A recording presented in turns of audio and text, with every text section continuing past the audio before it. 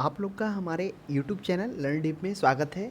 आज हम लोग मूल अधिकार से रिलेटेड जो कुछ वस्तुनिष्ठ प्रश्न बन गया था उसका हम लोग विस्तारपूर्वक हल देखेंगे। इससे रिलेटेड अगर आप थ्योरी का क्लास देखना चाहते हैं तो आप प्लेलिस्ट में जाके वहाँ से आप मूल अधिकार से रिलेटेड थ्योरी का क्लास देख सकते हैं।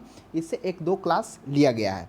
तो आइए उन सभी वस्तुनिष्ठ प्रश्नों को देखते हैं जिनसे आने वाला टाइम में जितने भी एग्ज़ाम्स होंगे, चाहे वो बीपीएससी हो, एसएससी हो, बीएसएससी हो, उन सभी एग्ज़ामों में प्रश्न जो पूछे जा सकते हैं उसका विस्तारपूर्वक हल देखेंगे। तो इससे पहले तक हम लोगों ने लगभग 60 तक कर लिया था। तो आइए उसके आगे देखते हैं, एक बार फिर से 60 को देख लेते हैं।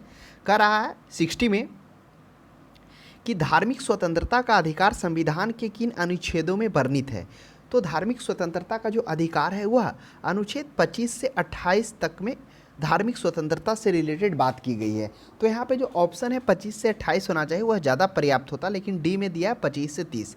तो आप इसी में से एक ऑप्शन मारना है तो डी आप मार सकते हैं, लेकिन 29-30 तो धार्मिक स्वतंत्रता से रिलेटेड नहीं बात की गई है। नेक्स्ट क्वेश्चन देखिए 61 में करा भारतीय संविधान के अनुच्छेद 25 का संबंध है किससे है? समता के अधिकार से, संपत्ति के अधिकार से, धर्म की स्वतंत्रता से, अल्पसंख्यकों की स्वतंत्रता से। तो आपको मालूम होगा जो धार्मिक स्वतंत्रता की बात की गई, धर्म से रिलेटेड स्वतंत्रता का, वह अनुच्छेद 25 में।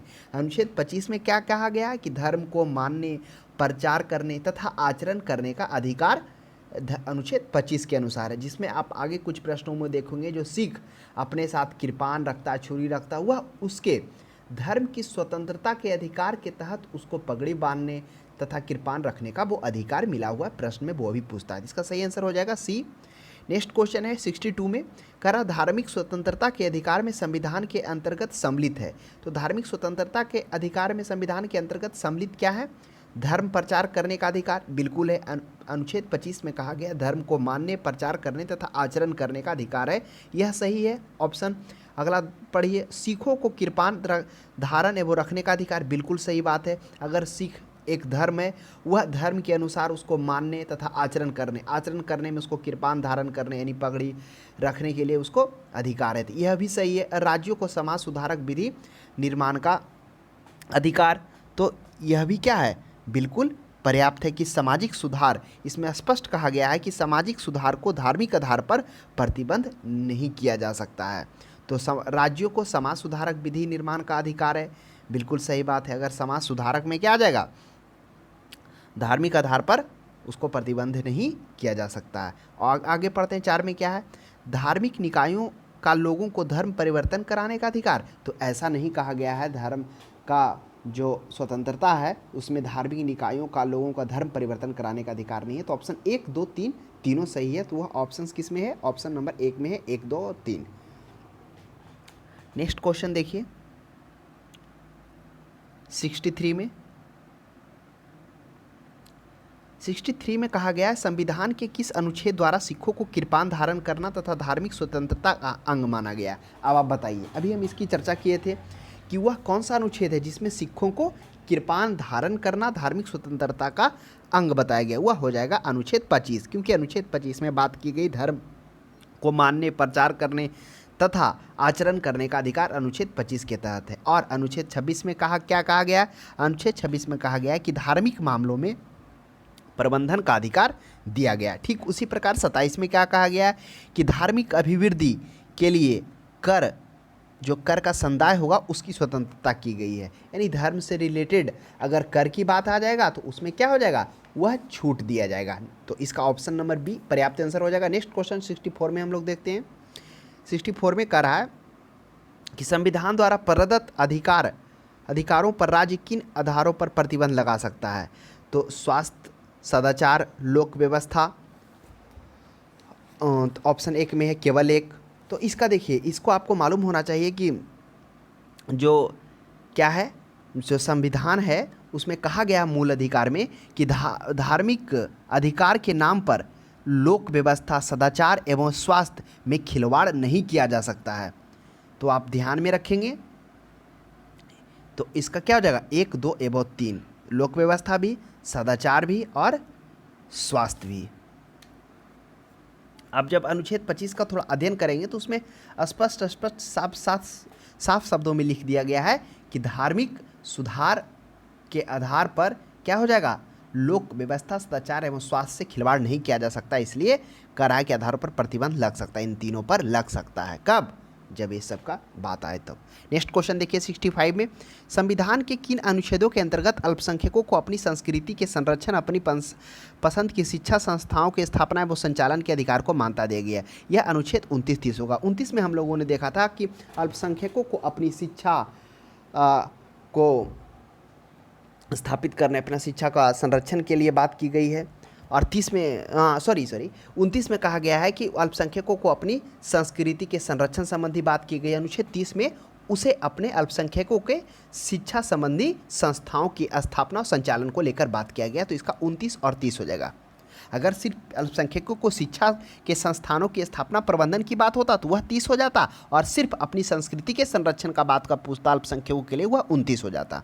नेक्स्ट क्वेश्चन देखिए 66 में, भारतीय संविधान का कौन सा अनुच्छेद अल्पसंख्यकों को अपनी मनपसंद शिक्षण संस्थाओं को स्थापित तथा संचालित करने का अधिकार को संरक्षण प्रदान करता है? तो कौन करता है अल्पसंख्यकों को? तो वह अनुच्छेद 30 हो जाएगा, जो क्या करता है? मनपसंद शिक्षण संस्थाओं को स्थापित तथा संचालन करने का वो अधिकार देता है। अगर सिर्फ रह जाता कि संस्कृति के संरक्षण की बात तो वह 29 हो जाता। नेक्स्ट क्वेश्चन देखिए 67 में, धार्मिक स्वतंत्रता का अधिकार किस अनुच्छेद के द्वारा दिया गया है? यह आपको मालूम होगा, धार्मिक स्वतंत्रता की बात अनुच्छेद 25 में की गई है। यहाँ 25 से 28 तक में यह तीनों अनुच्छेद में धार्मिक स्वतंत्रता लेकर ही बात की गई है।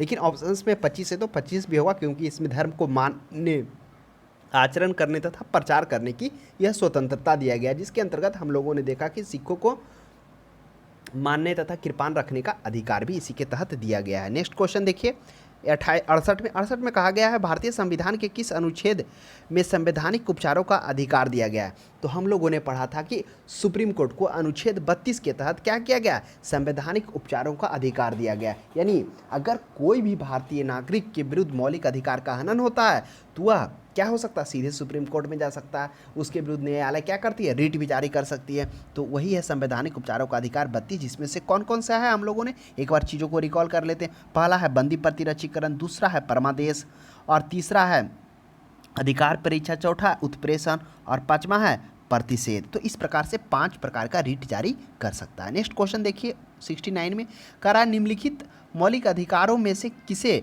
डॉक्टर बी आर अम्बेडकर ने संविधान का हृदय एवं आत्मा का संज्ञा दिया है? तो यह किसको दिया है? संवैधानिक उपचारों का अधिकार अनुच्छेद 32 को डॉक्टर बी आर अम्बेडकर ने संविधान का हृदय एवं आत्मा कहा है। तो ध्यान में रखिएगा, इसी अनुच्छेद 32 के तहत क्या कर सकता है? सर्वोच्च न्यायालय को अधिकार है कि अगर मौलिक अधिकारों का हनन होता है तब उसके विरुद्ध वह 5 प्रकार का रिट जारी कर सकता है। कौन कौन? बंदी प्रतिरक्षीकरण, उसके बाद परमादेश, तीसरा अधिकार परीक्षा, चौथा उत्प्रेषण, और पांचवा प्रतिषेध, जिसको प्रोहिबिटेशन बोलते हैं। नेक्स्ट क्वेश्चन देखिए 70 में कहा, संवैधानिक उपचारों का अधिकार किन परिस्थितियों में निलंबित हो सकता है? निलंबित कहने का मतलब है उसको शून्य किया जा सकता है। कौन सा परिस्थिति है? आपातकाल की स्थिति में, सेना सदस्यों के संबंध में जब सैनिक विधि लागू हो तब, उपयुक्त सभी। हम लोगों ने चर्चा किया था कि संविधान में जो मौलिक अधिकार दिए गए वह किस परिस्थिति में निलंबित एवं शून्य हो सकता है। वह एक हम लोगों ने देखा था आपातकाल की स्थिति में, यानी 352 के तहत अगर देश में आपातकाल लागू हो तो 20 एवं 21 को छोड़कर वह सभी क्या हो जाएंगे? मौलिक अधिकार निलंबित हो जाएंगे, यानी उस समय के लिए शून्य हो जाएंगे।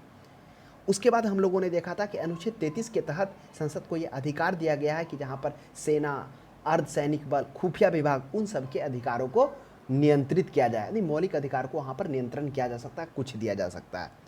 उसके बाद है अनुच्छेद 34 में बात किया गया है, क्या बात किया गया है कि मार्शल लॉ, यानी जहाँ पर क्या हो, एक मार्शल लॉ लागू हो। जैसे हम लोगों ने देखा था अरुणाचल प्रदेश में आसफा, वहाँ पर क्या होता है? लोगों का स्वतंत्रता, मूलभूत स्वतंत्रता वह भी समाप्त कर दिया जाता। उसमें वह स्वतंत्रता पूर्वक घूम फिर नहीं सकते क्योंकि उसको तलाशी करने का अधिकार होता है। तो ये सभी परिस्थितियों में क्या हो सकता है? वो निलंबित किया जा सकता है। तो उपयुक्त सभी हो जाएगा। नेक्स्ट क्वेश्चन देखिए 71 में कहा गया, निम्नलिखित में से कौन सा अधिकार भारतीय संविधान के अनुच्छेद 32 के अंतर्गत प्रवर्तित किए जा सकते हैं? तो अनुच्छेद 32 के अंतर्गत प्रवर्तित है, परिवर्तन नहीं है। अगर आप प्रवर्तित का अर्थ जानते होंगे तो इसका प्रश्न का जवाब सही देंगे, नहीं तो आप कन्फ्यूज हो जाएंगे, क्योंकि परिवर्तनीय की चर्चा हम लोग पीछे भी किए थे। तो प्रवर्तित का मतलब ही होता है प्रमोटेड, यानी उसको पदोन्नत करना, यदि उन्नत करना, यानी उसको क्या करना? सर्वोच्च पर रखना। तो यह 32 के अंतर्गत किसको अधिकार है? मौलिक अधिकार को प्रमोटेट करने का अधिकार है। किसको? सर्वोच्च न्यायालय का, 226 के तहत उच्च न्यायालय का। तो हमेशा ध्यान रखेंगे प्रवर्तन नहीं है, प्रवर्तित है। नेक्स्ट क्वेश्चन देखिए 32 में, मौलिक अधिकारों को लागू करने के लिए निम्नोत्तर में से किसी न्यायालय द्वारा जारी किया जा सकता है? तो मौलिक अधिकारों को लागू करने के लिए क्या जारी किया जा सकता है? वह सर्वोच्च न्यायालय तथा उच्च न्यायालय के द्वारा रिट जारी करने का अधिकार है। वह कौन सा अनुच्छेद में है? वह अनुच्छेद 32 के तहत सुप्रीम कोर्ट को और 226 के तहत हाई कोर्ट को है। अगला क्वेश्चन देखिए 73 में कह रहा है, व्यक्तिगत स्वतंत्रता के लिए निम्नलिखित में से कौन सा रिट याचिका दायर की जा सकती है? तो व्यक्तिगत स्वतंत्रता के लिए वह किस प्रकार की रिट जारी कर सकती है? वह है बंदी प्रतिरक्षीकरण। तो बंदी प्रतिरक्षीकरण इसमें क्या होता है? इसमें होता है सशरीर उपस्थित करना होता है, यानी सशरीर उसको आप क्या करिए? उपस्थित करिए मजिस्ट्रेट के सामने। तथा इस जो 73 है इसको क्या कहा गया है? इसको व्यक्तिगत स्वतंत्रता का रिट भी कहा गया, बंदी प्रतिरक्षीकरण को। और कौन कौन है? बंदी प्रतिरक्षीकरण के बाद परमादेश। तो परमादेश में क्या होता है? परमादेश में जो होता है कि इसका अर्थ होता है कि हम आदेश देते हैं कि न्यायालय द्वारा किसी भी प्राधिकार, अधिकारी और सरकार या न्यायिक निकायों के विरुद्ध जो रिट जारी किया जा सकता है, यानी कोई भी जो है अपना सरकारी पद पर हो या फिर कोई निकाय हो, उसके विरुद्ध यह रिट जारी कर सकता है उसके कर्तव्यों को निर्वहन करने के लिए। अधिकार परीक्षा, अधिकार परीक्षा में क्या होता है? कोई भी अवैध रूप से अगर कोई क्या हो, बैठा हुआ कोई पद पर हो तो उससे पूछने का अधिकार है आप किस सहमति से और किस अनुसार इस पद पर बैठे हुए हैं। तो अवैध रूप से आसीन पद पर हो तो उसके विरुद्ध रिट जारी किया जा सकता है। और उत्प्रेषण में क्या होता है? उच्चतम न्यायालय द्वारा निचली अदालत को किसी मामले को सुनवाई के लिए अपने पास मांग करता है। यह किस परिस्थिति में मांग करता है? मांग करता है जब अधिकारिता का अभाव वहाँ पर देखा गया हो, नैसर्गिक न्याय के सिद्धांतों का अतिक्रमण होने पर, अभिलेख में प्रत्यक्ष प्रकट की त्रुटि के आधार पर इस अधिकार पर वह उत्प्रेषण लागू कर सकता है। उसकी चर्चा हम लोग करेंगे कि कब उत्प्रेषण हो सकता है। नेक्स्ट क्वेश्चन है 74 में, कौन व्यक्तिगत स्वतंत्रता से संबंधित है? तो हम लोगों ने अभी चर्चा किया था कि जो बंदी प्रतिरक्षीकरण, जिसका अर्थ होता है व्यक्ति को सशरीर उपस्थित करना, यानी आपको मान लेते हैं कोई पुलिस अरेस्ट करता है कभी, तो उसको 24 घंटा के अंदर मजिस्ट्रेट के सामने उपस्थित करना होता है, इसी बंदी प्रतिरक्षीकरण के कारण। और इसी को व्यक्तिगत स्वतंत्रता रिट भी कहा गया है। तो इस तरह से हम लोगों ने देखा न्यायालय कितने प्रकार का रिट जारी कर सकता है? 5 प्रकार का। कौन कौन? बंदी प्रतिरक्षीकरण, परमादेश, उसके बाद अधिकार परीक्षा, उत्प्रेषण, उसके बाद परमादेश। नेक्स्ट क्वेश्चन देखिए 75 में, तो अधिकार परीक्षा, तो सॉरी हम लोगों ने तो बंदी प्रतिरक्षीकरण देख लिया। आगे देखिए करा, विभिन्न प्रकार के समादेश जारी करने का अधिकार सर्वोच्च न्यायालय के अतिरिक्त निम्नांकित में से किस न्यायालय को प्राप्त है? तो बताइए रिट जारी करने का अधिकार किसे है? यह या तो क्या होगा? उच्च न्यायालय को होगा या सर्वोच्च न्यायालय को। तो इस ऑप्शंस में देखिए सिर्फ उच्च न्यायालय है। अगर सर्वोच्च न्यायालय होता तो दोनों होता, उच्च न्यायालय एवं सर्वोच्च न्यायालय। अगर सिर्फ सर्वोच्च न्यायालय होता तो सर्वोच्च न्यायालय होता, लेकिन इस ऑप्शन में सिर्फ उच्च न्यायालय है, तो राज्य का उच्च न्यायालय सही हो जाएगा। नेक्स्ट क्वेश्चन देखिए 76 में, बंदी प्रतिरक्षीकरण हेबकस कॉर्पस के अतिरिक्त निम्नलिखित में से किस याचिका को उच्च न्यायालय जारी कर सकता है? तो बंदी प्रतिरक्षीकरण के अतिरिक्त कौन कौन सा उच्च न्यायालय जारी कर सकता है? वो सभी 5 प्रकार का रिट जिसमें हम लोगों ने चर्चा किया था। बंदी प्रतिरक्षीकरण जिसमें सशरीर क्या होता है? उपस्थित करना होता है मजिस्ट्रेट के सामने, जो सरकार एवं व्यक्ति दोनों के विरुद्ध जारी किया जा सकता है। ऐसा नहीं कि सिर्फ आम नागरिक, अगर कोई सरकार का भी व्यक्ति है उसको भी सशरीर उपस्थित करना होता है, इन दोनों के विरुद्ध रिट जारी हो सकता है। इसको क्या कहते हैं? बंदी प्रतिरक्षीकरण को। इसको स्वतंत्रता का, व्यक्तिगत स्वतंत्रता का रिट भी कहा जाता है। उसके बाद क्या है? अधिकार बंदी प्रतिरक्षीकरण के बाद परमादेश है। परमादेश में क्या होता है? इसका अर्थ होता है कि हम आदेश देते हैं, यानी कहने का मतलब न्यायालय द्वारा किसी अधिकारी को, सरकारी निकायों को या सरकार को उसी के विरुद्ध यह रिट जारी कर सकता है कि वह लोक कर्तव्य या कानूनी दायित्व का पालन करने से अगर इनकार कर रहा हो तब। तो ध्यान में रखेंगे परमादेश कब होगा? यह सरकारी अधिकारी, सरकारी निकायों और अधिकारियों के विरुद्ध जारी कर सकता है जब वह लोक कर्तव्य वो कानूनी दायित्व पालन करने से इनकार कर रहा हो, तो परमादेश। उसके बाद अधिकार परीक्षा। अधिकार परीक्षा में क्या होता है? जब कोई व्यक्ति अवैध रूप से आसीन हो कोई भी पद पर, यानी सार्वजनिक पद पर कोई भी व्यक्ति अवैध रूप से आसीन हो तब उसके विरुद्ध अधिकार परीक्षा, उसमें उसको पूछा जाता है कि किस अधिकार से आप इस पद पे हैं। उसके बाद है उत्प्रेषण। उसके बाद उत्प्रेषण में क्या होता है? इसमें ऊपरी न्यायालय निचली अदालत को यह क्या देता है? मांग करता है कि आप जो मामला पड़ा हुआ उसको मेरे पास भेजिए, यानी वह मामलों की सुनवाई के लिए अपने पास मांग करता है। वह ज़्यादा समय से लंबित पड़ा हो, या फिर और भी परिस्थिति है जिसमें हम लोगों ने देखा था नैसर्गिक न्याय के सिद्धांतों के अतिक्रमण। नैसर्गिक न्याय कहने का मतलब जो स्वाभाविक न्याय के सिद्धांत का थोड़ा अतिक्रमण हुआ हो, उस परिस्थिति में क्या कर सकता है, उत्प्रेषण लागू किया जा सकता है। उसके बाद प्रतिषेध है। प्रतिषेध क्या, प्रोहिबिटेशन। प्रतिषेध कब जारी कर दिया जाता है, उच्चतम न्यायालय निचली न्यायालय को किसी मामले को सुनवाई के लिए मना करता है तो प्रतिषेध कहलाता है। तो उपयुक्त सभी हो जाएगा। नेक्स्ट क्वेश्चन आइए देखते हैं 77 में, बंदी प्रतिरक्षीकरण याचिका क्या है। तो कह रहा है केवल निरुद्ध व्यक्तियों द्वारा दाखिल की जा सकती है, केवल हितबद्ध व्यक्तियों द्वारा दाखिल की जा सकती है। अब आपके माइंड में प्रश्न उठ रहा हो कि इसका प्रश्न का जवाब क्या होगा। तो आपको पहले यह समझना होगा कि निरुद्ध व्यक्ति और हितबद्ध व्यक्ति कौन होता है। देखिए, व्यक्तिगत जो इसका जो अर्थ है, मेन रूप से जो निरुद्ध व्यक्ति कहने का मतलब होता है, मतलब बंधन में जो पड़ा हुआ व्यक्ति है, कोई बंधन में हो तो कहने का मतलब यह निरुद्ध व्यक्ति, तो बंधन में जो पड़ा है। और उसके बाद हितबद्ध, हितबद्ध का जो इंटरेस्टेड व्यक्ति होता है उसी को हम लोग हितबद्ध कहते हैं। तो हितबद्ध कहने का मतलब देखिए, हितबद्ध कहाँ पे होता है, मान लेते हैं एक कहानी को थोड़ा समझिए। जैसे व्यक्ति ए क्या है, बी का शादी हो गया है, व्यक्ति ए का शादी हो गया है डब्लू से, वाइफ से। उसके बाद किसी अन्य व्यक्ति का क्या होता है, उसके साथ यानी ए के वाइफ के साथ उसका अवैध संबंध रहता है। इसके कारण ए जो व्यक्ति बी है उसको मार देता है। जब वो न्यायालय में पेश होता है तब उससे जब सुनवाई की जाती है तो व्यक्ति ए कहता है कि जो हम ये डिसीजन लिए मारे हैं उसका गवाह इसके माता पिता हैं, वो जानते हैं मामले को, या फिर वह जानते हैं, इनके माँ और भाई जानता है जो व्यक्ति को मारा गया उसका मेरे बीवी के साथ अवैध संबंध था। तो उस संबंध में वह जो दोनों व्यक्ति होगा, मृतक का जो मारा गया माँ और भाई, जिसे गवाह के रूप में बोला गया उसके द्वारा कि यह उसके गवाह हैं, तब वह हितबद्ध व्यक्ति के रूप में आएगा। तो उसके विरुद्ध भी दाखिल की जा सकती है बंदी प्रतिरक्षीकरण। तो आशा करते आपको समझ में आएगा। ऑप्शन नंबर डी इसका पर्याप्त आंसर होगा। निरुद्ध व्यक्ति और हितबद्ध व्यक्ति दोनों के दाखिल किया जा सकता है बंदी प्रतिरक्षीकरण। 78 में देखिए, निम्नलिखित में से किस स्थिति में बंदी प्रतिरक्षीकरण याचिका जारी किया जाता है। तो बंदी प्रतिरक्षीकरण कब किया जाता है, संपत्ति की हानि होने पर बिल्कुल नहीं, अतिरिक्त कर की वापसी पर बिल्कुल नहीं, भाषण की स्वतंत्रता का उल्लंघन नहीं, दोषपूर्ण पुलिस नजरबंद पर। तो आपको अभी हम चर्चा की कि बंदी प्रतिरक्षीकरण सरकार तथा व्यक्ति दोनों में से के विरुद्ध किसी पर भी जारी किया जा सकता है। तो पुलिस दोषपूर्ण है तो इस पर भी बंदी प्रतिरक्षीकरण जारी किया जाएगा, उसको सशरीर उपस्थित करना होगा।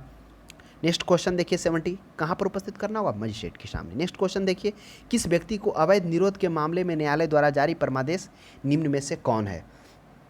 तो अवैध निरोध, अवैध निरोध के मामले में, निरोध का मतलब होता है बस में करना या रुकावट पैदा करना, वही होता है अनुरोध। तो अवैध निरोध के मामले में न्यायालय द्वारा जारी परमादेश कौन है, बंदी प्रतिरक्षीकरण, परमादेश, उत्प्रेषण और अधिकार परीक्षा। अब बारी बारी से समझिए। बंदी प्रतिरक्षीकरण में सशरीर उपस्थित करना होता है। परमादेश में क्या होता है, इसमें क्या होता है, किसी अधिकारी को या सरकारी निकाय को या बोलिए न्यायिक निकायों को, उसी के विरुद्ध यह रिट जारी किया जाता है परमादेश। किस लिए, लोक कर्तव्य और कानूनी दायित्वों का पालन करने के लिए। और उत्प्रेषण में क्या होता है, उत्प्रेषण में हम लोगों ने देखा था कि यह उच्चली न्यायालय निचली न्यायालय में पड़े मामलों को अपने पास मंगवाता है, सुनवाई के लिए मांग करता है, वह उत्प्रेषण हो गया। अधिकार परीक्षा में क्या हो गया कि कोई भी व्यक्ति सार्वजनिक पद पर जब अवैध रूप से आसीन होता है तब उससे पूछा जाता है। तो 79 का इसमें सही जवाब क्या हो जाएगा, ऑप्शन नंबर ए हो जाएगा, बंदी प्रतिरक्षीकरण। अवैध निरोध के मामले में तो उस पर कौन सा जारी किया जा सकता है, बंदी प्रतिरक्षीकरण। अगर उसको उसके मामले में पकड़ा जाएगा तो उसको सशरीर उपस्थित करना होगा। नेक्स्ट क्वेश्चन देखिए 80 में, निम्नलिखित में से किस याचिका का शाब्दिक अर्थ होता है हम आदेश देते हैं। देखिए यह होता परमादेश। परमादेश का अर्थ ही होता है कि हम आदेश देते हैं, यानी न्यायालय द्वारा किसी भी प्राधिकारी, अधिकारी, सरकार या न्यायिक निकायों के विरुद्ध यह रिट जारी किया जा सकता है। किसके विरुद्ध, सरकारी प्राधिकार के विरुद्ध, सरकार या न्यायिक निकायों के विरुद्ध रिट जारी किया जाता है, जिसमें उसको लोक कर्तव्य और कानूनी दायित्वों को पालन करने से इनकार करने पर किया जाता है। तो यह हो जाएगा परमादेश। नेक्स्ट क्वेश्चन देखिए 81 में कह रहा है कि निम्नोक्तर समादेशों में कौन सा समादेश किसी अवैध व्यक्ति से सरकारी पद को बचाने के लिए जारी किया जा सकता है। तो वह है अधिकार परीक्षा सही है, जिसमें क्या होता है, कोई भी व्यक्ति सार्वजनिक पद पर जब अवैध रूप से आसीन हो जाता है तब वहाँ पर कौन सा रिट जारी किया जाता है, अधिकार परीक्षा जारी किया जाता है।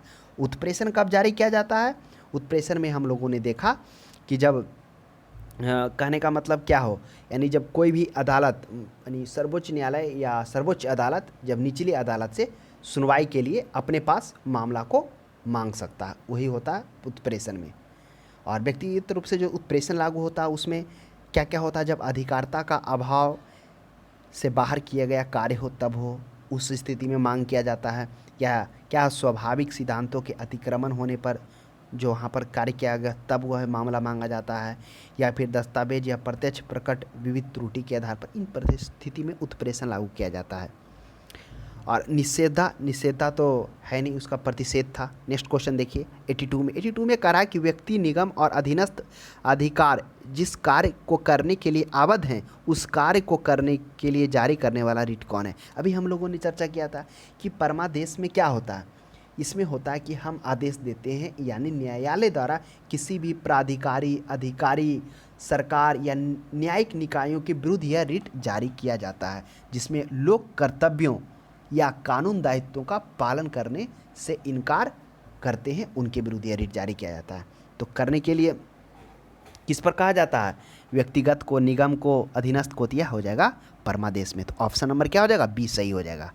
तो आप बस ध्यान से समझना है कि परमादेश में क्या कहता है। इसमें परमादेश में वही कहता है कि कोई भी व्यक्ति जो सरकारी पद पर हो या प्राधिकारी हो या न्यायिक निकायों में हो, तो उसी के विरुद्ध यह रिट जारी किया जाता है, खासकर इसलिए कि वह लोक कर्तव्य या कानूनी दायित्व का पालन करे। तो वही है ना, निगम है, व्यक्ति है, अधीनस्थ अधिकरण है, जिसको उस कार्य के लिए है वह उस कार्य को करने के लिए, जारी करने के लिए इसको लागू किया जाता है कि आप अपना कर्तव्य का निर्वहन करिए।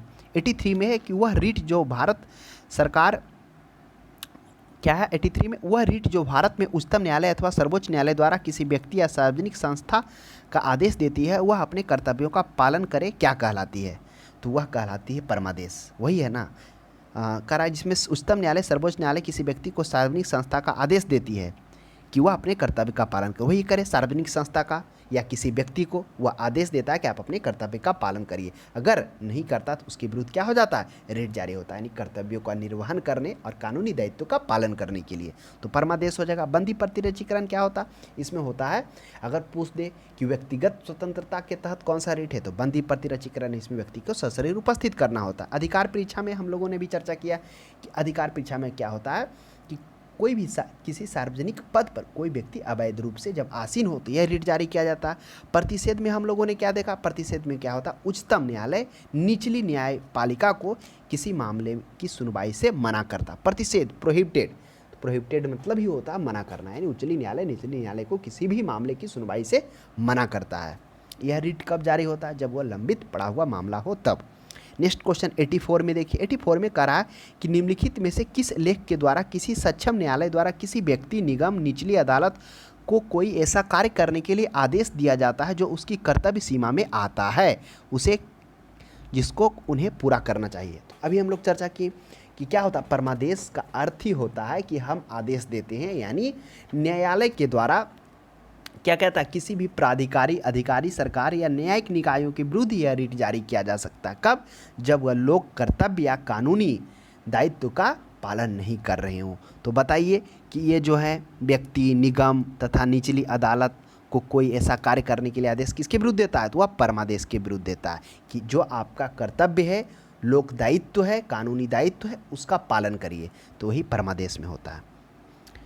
नेक्स्ट क्वेश्चन 85 में, एक ऐसी याचिका जो न्यायपालिका द्वारा जारी की जाती है जिसमें कार्यपालिका को कहा जाता है कि वह कार्य करे जो उसे प्राप्त शक्तियों के अंतर्गत करना चाहिए, ये रीट को क्या कहते हैं। अब देखिए इसमें क्या कर रहा है, इसमें कार्यपालिका को कहा गया है यानी कार्य करने वाली। तो हम लोग को देखा था कार्यपालिका विधायिका क्या होता है, जब विधि बनाया जाता है और जब विधि के बाद जब मंत्रालय सबको मिल जाता है तो वहाँ पर रहकर जो काम करते हैं तो वह कार्यपालिका कहलाते हैं। जब संसद में सभी उपस्थित होते हैं तो वहाँ पर वो विधायिका कहलाते हैं।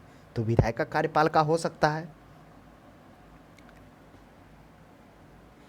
तो कह रहा है कार्यपालिका, जिसमें कार्यपालिका को कहा गया है प्राप्त शक्तियों, तो यह क्या है। अब देखिए हेबियस कॉर्पस, तो हेबियस कॉर्पस इसका इंग्लिश क्या होता है, तो हेबियस कॉर्पस का मतलब होता है बंदी प्रतिरक्षीकरण। अब मेंडेमस का मतलब होता है परमादेश। तो परमादेश ही में कहा गया है कि हम आदेश देते हैं कि न्यायालय द्वारा किसी भी प्राधिकारी, अधिकारी, सरकार या सरकारी निकायों के विरुद्ध यह रिट जारी किया जा सकता है जो अपने लोक कर्तव्य या कानूनी दायित्व का पालन करने से इनकार कर रहे हो। इसी में कह रहा है ना कि प्राप्त शक्ति के अंतर्गत करना चाहिए वह कार्य, यानी जो उनको लोक कर्तव्य का कार्य है, कानूनी दायित्व है, वह उनको करे तो मेंडेमस, जिसका इंग्लिश होता है मेंडेमस, हिंदी होता है परमादेश। और प्रोहिबिशन क्या होता है? प्रोहिबिशन होता है प्रतिषेध। और क्यो वारंटो क्या होता है? क्यो वारंटो होता है अधिकार परीक्षा। तो याद रखें, हो सकता है कभी कभी ऑप्शंस अगर इंग्लिश में दे दे तो आप कंफ्यूज नहीं होना है। नेक्स्ट क्वेश्चन देखिए 86 में कह रहा उत्प्रेषण रिट निम्न में से किस आधार पर जारी किया जाता? अब देखिए उत्प्रेषण, तो आप याद करिए कि उत्प्रेषण का हम लोगों ने क्या चर्चा किया था। हमने बताया था कि जब उच्चतम न्यायालय किसी निचली अदालत से किसी मामले की सुनवाई के लिए अपने पास मांग करता है, यानी कहने का मतलब जब कोई ऊपरी न्यायालय है, यानी सर्वोच्च न्यायालय हो गया, हाईकोर्ट भी कर सकता है, तो उस परिस्थिति में जब उच्चतम न्यायालय किसी निचली न्यायालय से किसी मामले को सुनवाई के लिए अपने पास मांगता है तो उसमें उत्प्रेषण कहा जाता, वही उत्प्रेषण होता है। किस परिस्थिति में कहता है? पहला अधिकारता का अभाव या अधिकारता से बाहर किए गए कार्य के लिए। हाँ, अगर अधिकारता से देखा जा रहा है कि अधिकारता से वो बाहर कार्य कर रहा है तो उस परिस्थिति में उत्प्रेषण रिट जारी किया जा सकता है। नैसर्गिक न्याय के सिद्धांतों के अतिक्रमण होने पर। नैसर्गिक न्याय क्या? नैसर्गिक का मतलब आप समझ रहे हैं, नैसर्गिक का मतलब होता है स्वाभाविक या प्राकृतिक, तो वही स्वाभाविक न्याय के सिद्धांतों के अतिक्रमण होने पर, जैसे कहने का मतलब कोई चोरी किया तो वह तो चोर कहलाएगा ही, क्योंकि चोरी हुआ वह गलत है ही है, तो एक स्वाभाविक ची बात है। तो उस परिस्थिति में स्वाभाविक न्याय के सिद्धांतों का जब अतिक्रमण हो रहा, उस परिस्थिति में उत्प्रेषण रिट जारी हो सकता है। अभिलेख में प्रत्यक्षता, अभिलेख का अर्थ ही होता, ऐसा करते अभिलेख से आप परिचित होंगे, कोई महत्वपूर्ण दस्तावेज या रिकॉर्ड होता है उसी को अभिलेख कहते हैं, इसमें एक में संकलन होता है।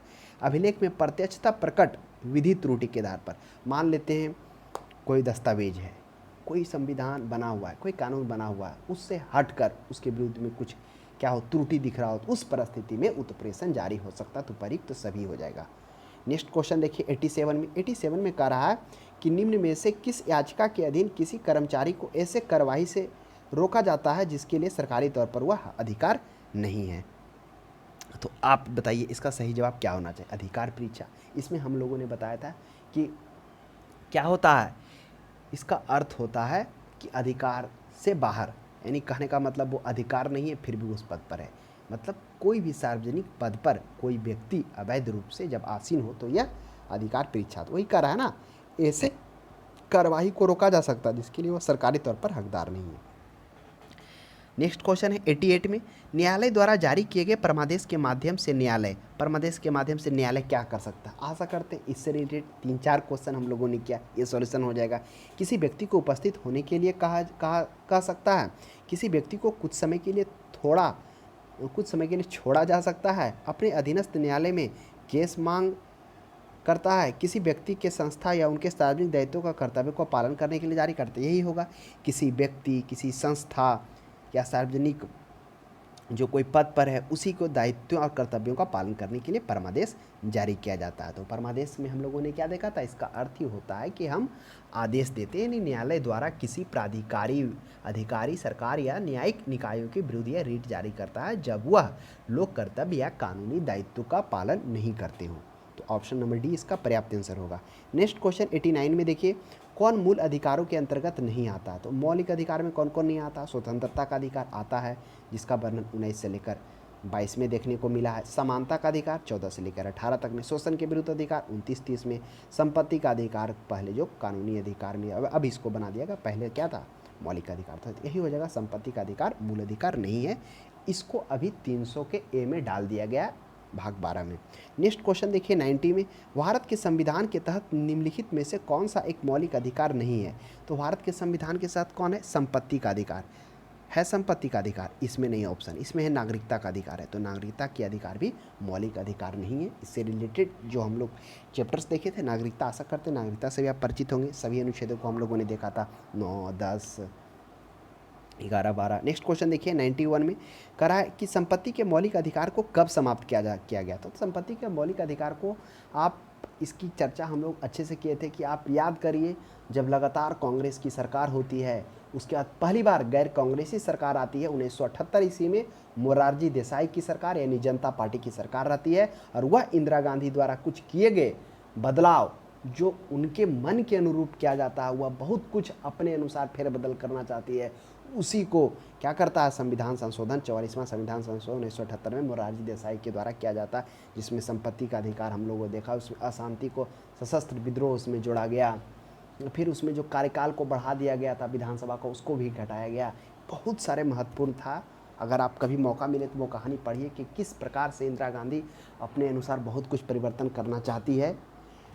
उसी के टाइम में केशवानंद भारती का भी डिसीजन आता है, वह भी अपने अनुसार वो करना चाहती है परिवर्तन। तो वो सभी जो क्या होता, उसकी शक्तियों को न्यायालय और मौलिक अधिकार कुछ हद तक रोकती है। नेक्स्ट क्वेश्चन देखिए 92 में, संपत्ति का अधिकार है। संपत्ति का अधिकार है क्या है? अब तो कानूनी अधिकार हो गया, मौलिक अधिकार नहीं है, नैसर्गिक नहीं है, वैधानिक नहीं है। तो यहाँ पर उपयुक्त आंसर वैधानिक और कानूनी में तो कानूनी अधिकार हो जाएगा। हाँ, अगर विधिक रहता तो विधिक होता, अगर दोनों रहता तो विधिक में ही कानूनी आता तो कानूनी उपयुक्त होता। नेक्स्ट क्वेश्चन देखिए 44 में, संविधान संशोधन विधेयक द्वारा किस मौलिक अधिकार को सामान्य वैधानिक अधिकार माना गया है? तो कह रहा है 44 में संविधान संशोधन किस मौलिक अधिकार को वैधानिक अधिकार माना गया है? तो वैधानिक अधिकार किसको माना गया है? संपत्ति के अधिकार को।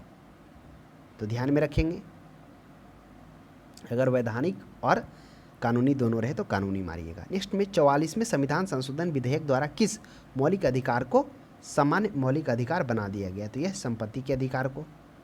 नेक्स्ट क्वेश्चन 94 में देखिए, संपत्ति के मूल अधिकार को किस संवैधानिक संशोधन अधिनियम द्वारा समाप्त किया गया? तो कौन सा संवैधानिक संशोधन किया गया? 44वां संविधान संशोधन 1978 ईस्वी में। सरकार किसकी रहती है? गैर कांग्रेसी पहली बार सरकार बनती है, मोरारजी देसाई की, जनता पार्टी की। उसी समय यह क्या कहता है, संपत्ति के अधिकार को कानूनी अधिकार का पजामा पहनाया जाता है। नेक्स्ट क्वेश्चन देखिए, संपत्ति को कानूनी अधिकार पहुंचाना भी एक रूप से पर्याप्त था, क्योंकि 1947 ईस्वी में जो भारत आज़ाद होती है तो यहाँ के जो नागरिक थे, जो यहाँ के किसान थे, उनको यहाँ पर क्या किया गया था, न्याय की बात की गई थी, जिसमें देखा गया था अभी भी बहुत ऐसे ज़मींदार थे, बड़े बड़े ऐसे राजवाड़े थे जिनके पास बहुत ज़मीन थी। तो उन ज़मीनों को वहाँ से निकाल कर उन सभी किसानों तक पहुँचाना बहुत ही उपयुक्त थी, इसलिए लैंड रिफॉर्म्स एक्ट भी आता है। उसके तहत अगर आप देखेंगे तो उसमें काफ़ी थोड़ा सा मशक्क़त का सामना करना पड़ता है जवाहरलाल नेहरू को, लेकिन धीरे धीरे होता है। नेक्स्ट क्वेश्चन है 95 में, निम्नलिखित में से कौन सा मौलिक अधिकार नहीं है? संवैधानिक प्रतिकार का अधिकार, संपत्ति का अधिकार, शांतिपूर्वक एकत्रित होने का। अब बताइए, शांतिपूर्वक एकत्रित होने का अधिकार क्या है? यह 19 का ए का किस में है? बी में है, शांतिपूर्वक से एकत्रित होने का। ए में क्या है?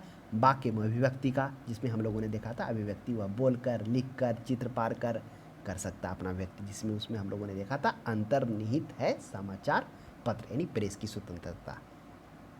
नेक्स्ट क्वेश्चन है, तो इसका हो जाएगा संपत्ति का अधिकार मौलिक अधिकार नहीं है। उसके बाद नेक्स्ट देखिए 96 में, भारतीय संविधान के अनुसार संपत्ति का अधिकार क्या है? तो हम लोगों ने अभी देखा था, अगर देखिए इसमें ऑप्शन में क्या है, मूलभूत है, विधिक है और दोनों है। तो क्या हो जाएगा? मूलभूत तो है नहीं, विधिक हो जाएगा। अगर वैधानिक रहता और कानूनी दोनों रहता तो कानूनी होता, अगर इसी विधिक में कानूनी रहता तो कानूनी होता, तो कानूनी है नहीं, विधिक है तो विधिक ही होगा। क्यों होगा? क्योंकि उसी विधि के अनुसार ना कानून का निर्माण हुआ, इसलिए हमें बोल रहे हैं ऐसा। 97 में देखिए, संपत्ति के अधिकार को मूल अधिकार की श्रेणी से हटाकर किस अनुच्छेद के अंतर्गत रखा गया? तो मूल अधिकार की श्रेणी से 300 के ए के तहत हटाकर इसको कहाँ रखा गया है? 300 के ए में रखा गया। उसको पहले क्या था? संपत्ति के अधिकार, वह अनुच्छेद 31 में कहा गया था संपत्ति के अधिकार, और 19 के एफ में भी संपत्ति के अर्जन का चर्चा किया गया था, तो उसको हटाकर 300 का ए में शामिल किया गया। नेक्स्ट है, भारत के संविधान के अनुसार जो संवैधानिक अधिकार है किंतु मूलभूत अधिकार नहीं है। अब बताइए, संवैधानिक अधिकार है लेकिन मूलभूत अधिकार नहीं, संपत्ति का अधिकार हो जाएगा। नेक्स्ट क्वेश्चन 98 के बाद 99 देखते हैं हम लोग। 98 है ना, 98 के बाद 99। चलिए 99 में आइए। कह रहा है कि भारतीय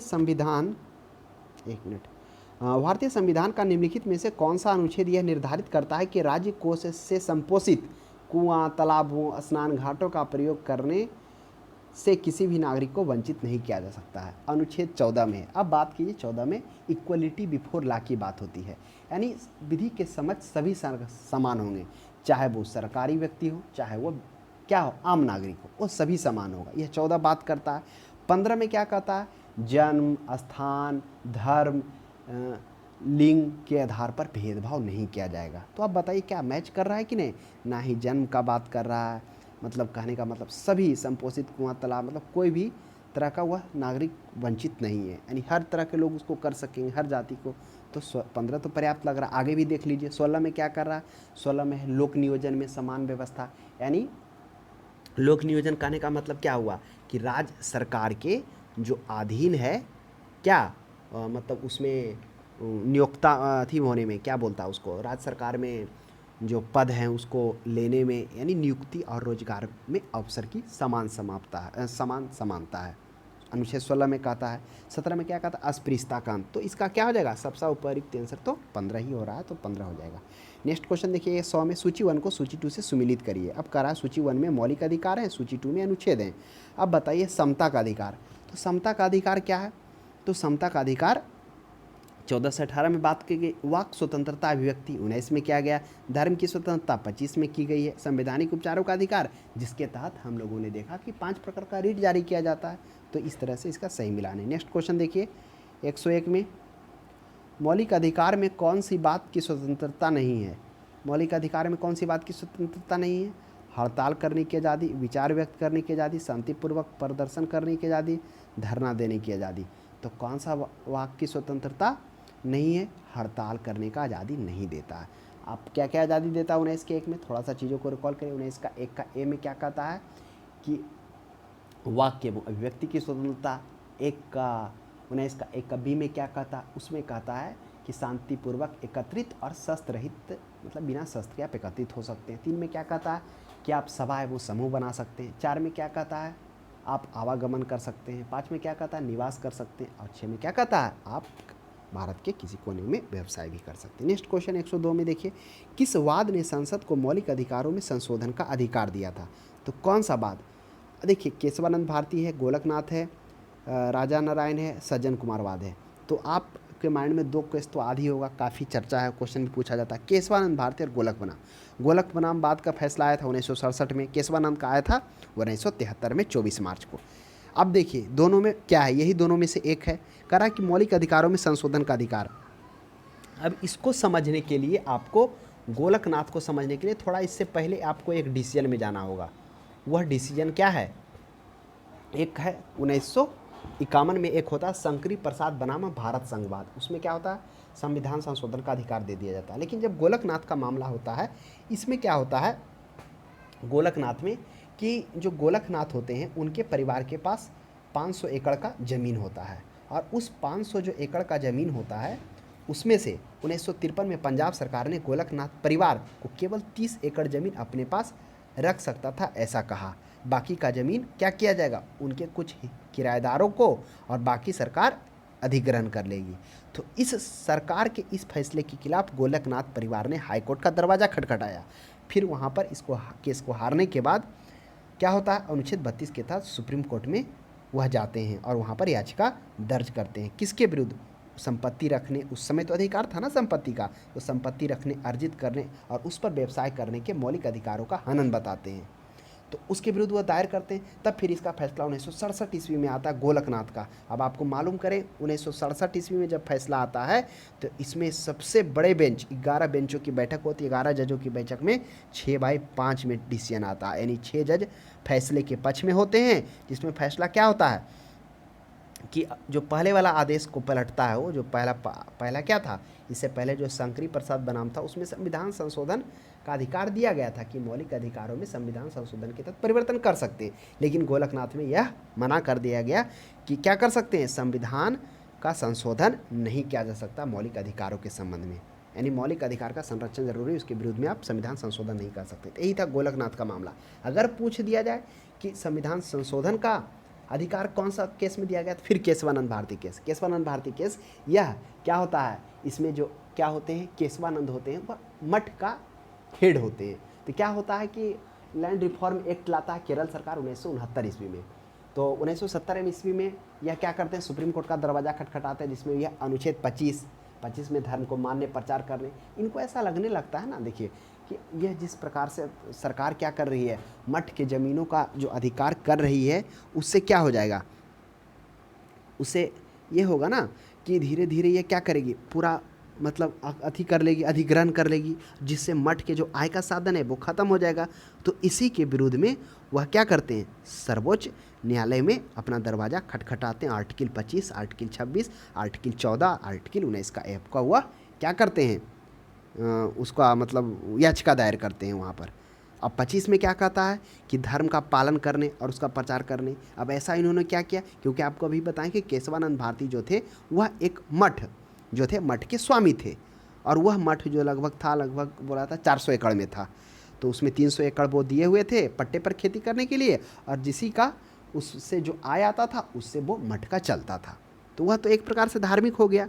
तो इसीलिए वो 25 को किए कि धर्म को तो पालन करने, आचरण करने, और तथा 26 को इसलिए किए क्योंकि 26 में है कि धार्मिक मामलों में प्रबंधन का अधिकार है। तो उससे जो आय आएगा, जो उससे इनकम होगा, उसका प्रबंधन करने का भी अधिकार है। तो इनको दिए थे। इसमें सबसे बड़ा बेंच 13 बेंचों की जज बैठी थी, उसमें भी 7/6 से डिसीजन आता है। और इसमें कहा जाता है कि आप मौलिक अधिकारों में, इसमें बोला था संविधान संशोधन कर सकते हैं लेकिन इसके बेसिक स्ट्रक्चर में छेड़छाड़ नहीं करना होगा।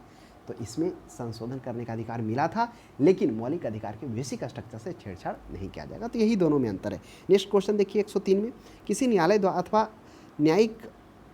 न्यायाधिकरण के आदेश को रद्द करने के लिए निम्नलिखित में से कौन सा रिट जारी किया जाता है।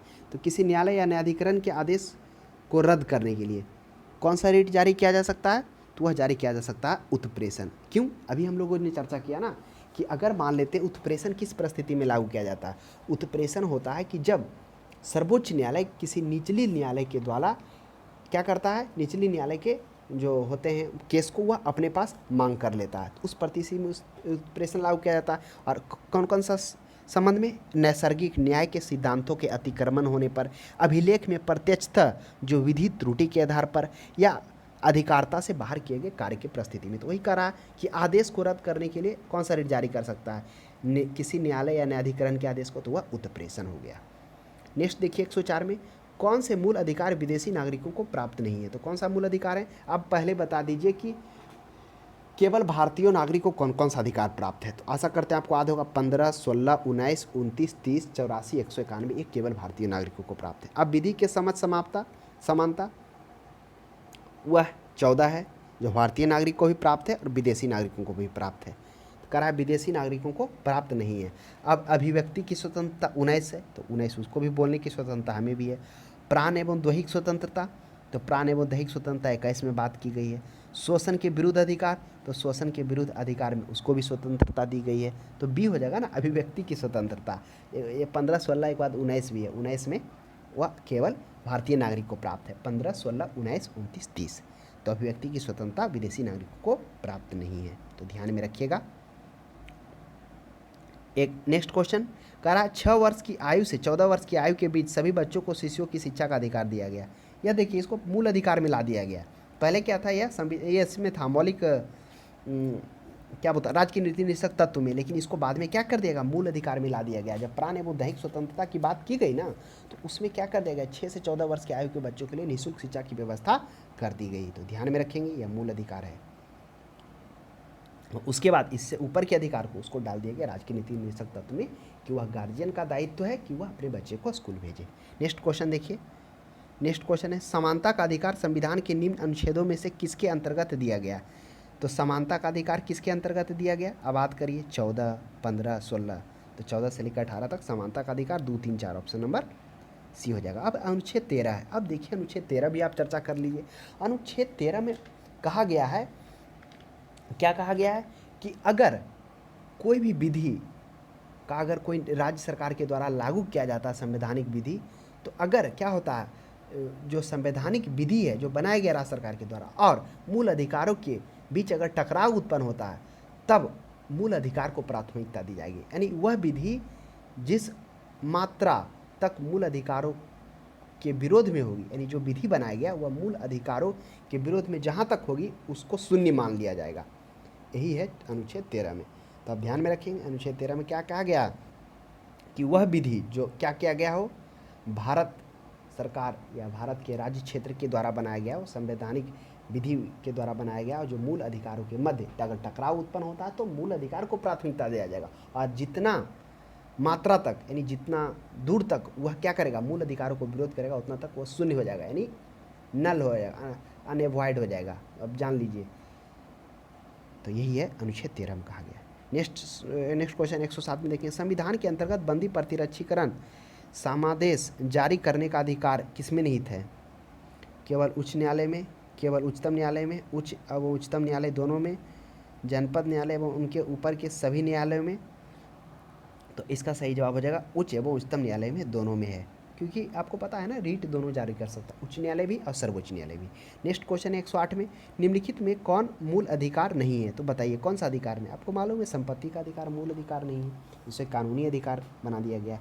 नेक्स्ट क्वेश्चन 108 के बाद देखिए 109 में कह रहा है कि भारतीय संविधान का कौन सा अनुच्छेद अस्पृश्यता का उन्मूलन करता है? तो कौन है?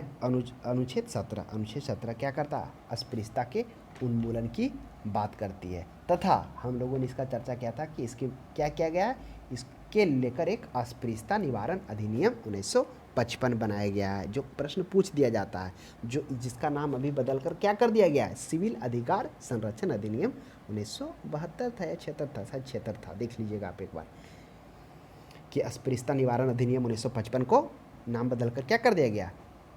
सिविल अधिकार संरक्षण अधिनियम 1976। नेक्स्ट क्वेश्चन देखिए 110 में, मौलिक अधिकारों को लागू करने के लिए रीट जारी की जाती है। तो मौलिक अधिकार को लागू करने के लिए उच्चतम न्यायालय द्वारा ऑप्शन है, उच्चतम न्यायालय, उच्च न्यायालय रहता तो वह भी हो जाता। 11 में है कि किसी अर्ध न्यायिक सार्वजनिक अधिकारी को अपनी अनिवार्यता या कर्तव्य के मजबूर करने के लिए उद्देश्य से उच्चतम न्यायालय द्वारा जारी किया, पर क्या हो जाएगा हुआ? अर्ध न्यायिक या सार्वजनिक अधिकारी को, तो परमादेश। परमादेश में हम लोगों ने क्या देखा था? इसमें हम लोगों ने देखा था कि इसमें क्या होता है, हम आदेश देते हैं, इसका अर्थ ही होता है यानी उच्च न्यायालय द्वारा किसी अधिकारी को, उसके बाद सरकार को या न्यायिक निकायों के विरुद्ध यह रीट जारी किया जाता है जब वो अपने लोक कर्तव्य या कानूनी दायित्वों का पालन ना करते हो। तो परमादेश ऑप्शन इसका 111 का सही हो जाएगा, 111 का बी। नेक्स्ट क्वेश्चन देखिए 112 में, संविधान के अनुच्छेद 17-18 में व्यवस्था है। देखिए 17 में अस्पृश्यता का अंत और 18 में उपाधियों का अंत, तो ये समता का अधिकार में आता है। तो बताइए कौन सा है? सामाजिक समता है, आर्थिक समता है, राजनीतिक समता है, धार्मिक समता। अब आप थोड़ा सा इसको मंथन करिए। सामाजिक समता, चलिए सामाजिक आगे बढ़ते हैं। आर्थिक, तो केवल आर्थिक से रिलेटेड तो नहीं ना कि आर्थिक समानता मिलेगा। राजनीतिक, जो राजनीतिक में है वह समानता मिलेगा। खाली जो धर्म में धर्म, समाज यानी सामाजिक समानता, स्पष्ट इसका ज़्यादा जो उपयुक्त आंसर है सामाजिक है, क्योंकि समाज जो है बना हुआ है धर्म, जाति, लिंग, जन्म स्थान सभी को मिलाकर एक समाज का निर्माण होता है। तो इसलिए इसका पर्याप्त आंसर सामाजिक समानता होगा, ना कि आर्थिक, ना कि राजनीतिक, ना कि धार्मिक। क्लियर है? नेक्स्ट क्वेश्चन देखिए 113 में, भारत के उच्चतम न्यायालय में निम्नलिखित मामलों में से किसमें माना था कि मौलिक अधिकारों में संशोधन नहीं किया जा सकता? देखिए उच्चतम न्यायालय कौन सा मामलों में माना था कि मौलिक अधिकारों में संशोधन नहीं किया जा सकता? तो वह था गोलकनाथ मामला। गोलकनाथ मामला में जो 1969 ईस्वी, 1969 नहीं 1967 में डिसीजन आता है 6/5 का, यानी 11 जजों की बेंच बैठती है और यह डिसीजन आता है जिसमें यह कहता है कि मौलिक अधिकार में क्या कर सकते हैं? छेड़छाड़ नहीं कर सकते तथा इसको संविधान संशोधन अधिनियम के तहत भी संशोधन नहीं कर सकते। लेकिन वही केशवानंद भारती में यहाँ पर न्यायालय का क्या होता है? डिसीजन पलट जाता है। इसमें कहता है कि आप संविधान में संशोधन कर सकते हैं लेकिन उसके बेसिक स्ट्रक्चर से छेड़छाड़ नहीं कर सकते। नेक्स्ट क्वेश्चन है 14 में कह रहा है निम्नलिखित में से कौन मौलिक अधिकार नहीं है? अब बताइए मौलिक अधिकार कौन नहीं है? संपत्ति का है, ऑप्शन दिख रहा है, झलक रहा है। नेक्स्ट क्वेश्चन 15 का है, सूचना का अधिकार किस राज्य में लागू नहीं है? तो सूचना का अधिकार कौन सा? अब तो जम्मू कश्मीर पहले के अनुसार होगा, अगर ऑप्शन में दे दे तो जम्मू कश्मीर ही मानिएगा, लेकिन आपको पता होना चाहिए ना कि जम्मू कश्मीर अब क्या कर दिया, केंद्र शासित प्रदेश इसको बना दिया गया, जम्मू कश्मीर और लद्दाख। नेक्स्ट क्वेश्चन 116 में है, मौलिक अधिकारों में संशोधन करने में कौन सक्षम है? तो मौलिक अधिकारों में संशोधन करने के लिए संसद, अनुच्छेद 35 में कहा गया है कि क्या क्या संसद मौलिक अधिकारों में संशोधन कर सकता है। अगर संशोधन नहीं होता तो जो केशवानंद भारती है, गोलकनाथ मामला है, ये सब मामला देखने को नहीं मिलता। तो कहीं ना कहीं अधिकार था, कहीं ना कहीं किया गया, तब इसका निष्कर्ष निकल के हाँ उसके बेसिक स्ट्रक्चर से नहीं कर सकते हैं। लेकिन एक देखिए संपत्ति का अधिकार, उसको संशोधन करना बहुत ही इंपॉर्टेंट था, क्योंकि अगर वो नहीं उसमें रिफॉर्म किया जाता, लैंड रिफॉर्म, और आपको मालूम होगा ना जो पहला संविधान संशोधन आया था वह लैंड रिफॉर्म को ही लेकर आया था ना, क्योंकि उसमें बात की गई थी किसानों को न्याय की बात की गई थी, देश के नागरिकों के लिए हर तबके के लोगों को न्याय की बात की गई थी। तो जो ज़मींदारों के पास उतनी उतनी ज़मीन थी, अगर उसका नहीं सरकार अपने अंडर में लेती तो नहीं हो पाता ना। तो इसलिए मौलिक अधिकारों में संशोधन का संसद को है। नेक्स्ट 17 में भारतीय नागरिकों के मौलिक अधिकारों के युक्तियुक्त प्रतिबंधों को आरोपित करने की शक्ति किसके पास है? तो भारतीय नागरिक को मौलिक अधिकारों की युक्तियुक्त, तो संसद ही हो जाएगा। युक्तियुक्त प्रतिबंधों को तो संसद इसका पर्याप्त आंसर हो जाएगा। नेक्स्ट क्वेश्चन देखिए 18 में कह रहा है किसी कैदी को न्यायालय के समक्ष प्रस्तुत करवाने के लिए रीट की आवश्यकता होती है। कौन सा रीट होता है? वही बंदी प्रतिरक्षीकरण होता है, जिसमें सशरीर उसको मजिस्ट्रेट के सामने उपस्थित करना होता है, बंदी प्रतिरक्षीकरण। तो आशा करते हैं कि मौलिक अधिकार से रिलेटेड जो भी वस्तुनिष्ठ प्रश्न था, कुछ अच्छे प्रश्न थे जिनसे एग्जाम में प्रश्न पूछे जा सकते थे, उन सभी प्रश्नों पर चर्चा हुई। आशा करते हैं आपको समझ में आया होगा। तो आपको यह सेशन कैसा लगा कमेंट बॉक्स में ज़रूर बताएं। अगर इससे रिलेटेड कुछ क्यूरी हो तभी आप कमेंट बॉक्स में अपना कमेंट कर सकते हैं, उसका जवाब आपको दे दिया जाएगा। तो आज के लिए इतना ही। अब हम लोग अगले क्लास में मिलते हैं।